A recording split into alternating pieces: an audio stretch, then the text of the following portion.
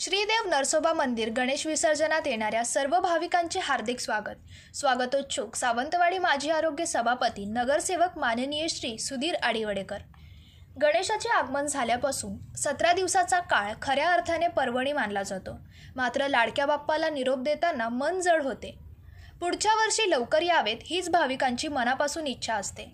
सावंतवाडी जुना बाजार श्रीदेव नरसोबा मंदिरातील गणेशाला 17 दिवस मनोभावे पूजन केल्यानंतर संध्याकाळी महाआरती करून लाडक्या बाप्पाच्या विसर्जन मिरवणुकीला सुरुवात झाली। श्रीदेव नरसोबा गणेश विसर्जन खास वैशिष्ट्य म्हणजे फुलांनी सजवलेल्या पालखीत बसून विसर्जन स्थळी नेले जाते। विसर्जन मिरवणूक म्हटल्यावर मंडळातील लहानपासून मोठ्यापर्यंत एक वेगळा आनंद चेहऱ्यावर असतो आणि सहभागी होत असतो। नमस्कार। आज गणपती विसर्जनाचा 17वा दिवस आहे।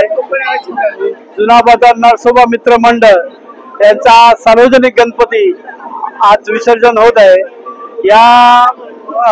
या गणपतीला जवळजवळ 100 वर्ष ते 150 वर्ष होऊन गेलेली आहेत आणि या गणपतीचं महत्त्वाचं वैशिष्ट्य म्हणजे हा गणपती पालखीतून वाजत गाजत वारकऱ्यांच्या ह्याच्यामधून गरजत तो आम्ही सावंतवाडीच्या मार्केटमधून विसर्जन करतो आणि ढोल वगैरे वाद्य ही सुद्धा यात सामील असतात आणि सर्व भाविकांचे मनोगत आणि सर्व इच्छा हा गणपती पूर्ण करेल अशी मी आशा व्यक्त करतो।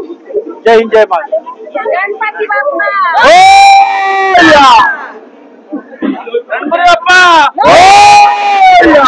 मंगलमूर्ती पुढच्या वर्षी दर्शतो गणपती जुना बाजारातला गणपती मोरया मोरया गणपती बाप्पा।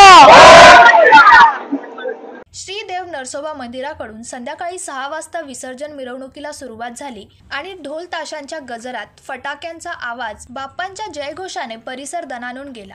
विसर्जनच्या वेळेस बाप्पावर पुष्पवृष्टी आणि रस्त्यात रांगोळी काढण्यात आलेली। वारकरी भजन, ढोल पथक, साऊंड सिस्टमचा दणदणाट, विद्युत रोषणाई झगमगाट, डीजेच्या रिमिक्सवर थिरकणारी तरुणाईचा जल्लोष आणि गणपती बाप्पा मोरया पुढच्या वर्षी लवकर याचा जयघोष वातावरणात विसर्जन मिरवणूक पुढे जात होती। चौकात समई नृत्य, वारकरी भजन, ढोल पथक कार्यक्रम सुरू होते। उभा बाजार येथील मंदिराकडे गणेश मिरवणूक पोहोचल्यावर आरती भजन करण्यात आले। मार्गी हळूहळू चाला मुखाने मोरया बोला म्हणत विसर्जन मिरवणूक विसर्जन स्थळी म्हणजे मोती तलावाच्या काठावर पोहोचली। लाडक्या बाप्पाला निरोप देण्यासाठी मिरवणूक मार्गावर तसेच तलावाच्या काठावर अलोट गर्दी झाली होती। पावसाच्या हलक्या सरी असून देखील भक्तांचा उत्साह वाढला होता।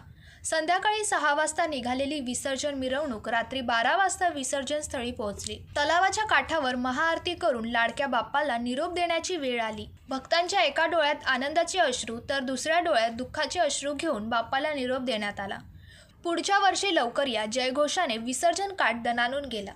निरोप घेतो देवा आता आज्ञा असावी, चुकले आमुचे काही आम्हा क्षमा असावी।